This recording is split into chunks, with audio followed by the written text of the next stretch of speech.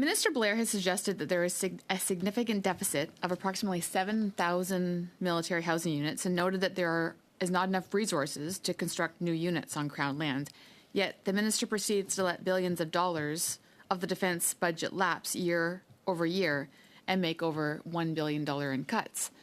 General Eyre has suggested that housing is one of the top concerns for his troops. We clearly have a retention and recruiting crisis, and the housing chaos certainly doesn't help. So how can people be motivated to join and stay when the quality, the affordability, and the availability is so dismal? Thank you for the question, Mr. Chair. Perhaps if I could offer some initial remarks, and I'll turn to my colleagues. We can dig in on some of the detail there. I think it was noted in the opening remarks that Canadian Forces members and their families are facing housing challenges alongside all Canadians. And so the struggles that all Canadians are experiencing, perhaps that you yourselves or that I myself am experiencing, are no different for them in certain respects.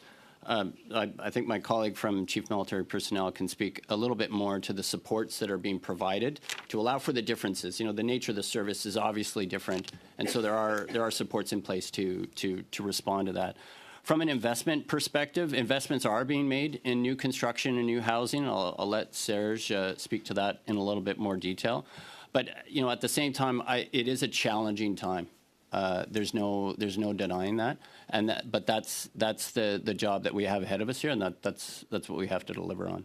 So, thank you. Maybe just to add, while Mr. Tremblay is going to answer that question as well, if he could speak to an ATIP that was filed with the department asking the following: provide a list outlining wait times for military housing at CAF bases and wings, limit to records produced since January 1st, 2022.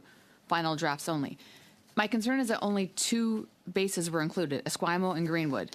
So in addition to the other answer, why is it not standard practice for this government to regularly be tracking the housing numbers and shortages on our bases? Thank you.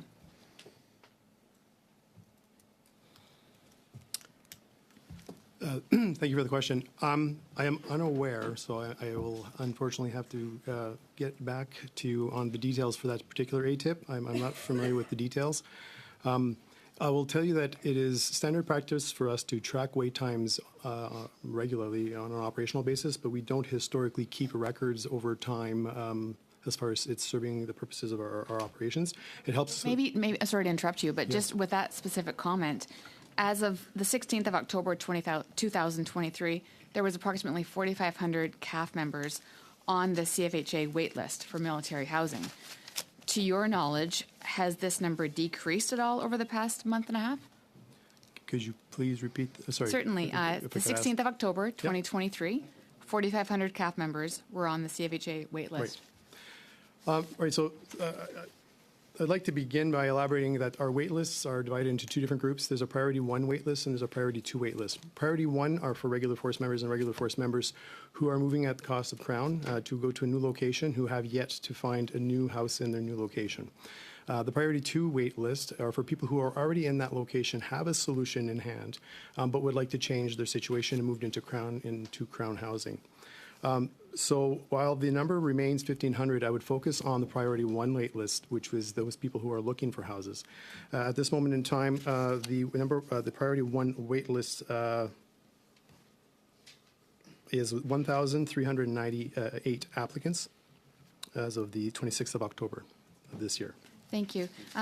Further, though there is aid going to service members who can't sell their houses, what aid is being given to individuals who cannot? Thank you for the question, Mr. Chair. So that's perhaps one difficult to unpack in a very short time, but essentially there are 2 pieces that we provide to members in terms of support. The first is while you have your house listed, if you decide that you're going to relocate and sell your house and you're maintaining a residence in another location, there's a period of time during which we provide an allowance called a temporary dual residence allowance, which offsets the cost that you're not trying to carry both a mortgage at one place as well as pay for another.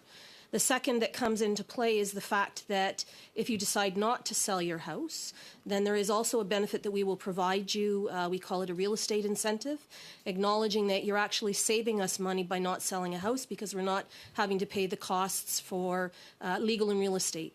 The third one is the fact that if you do sell your house and there is you come into a situation where you are selling at a loss, there is home equity assistance, which will reimburse up to $30,000 for that loss that you have sustained.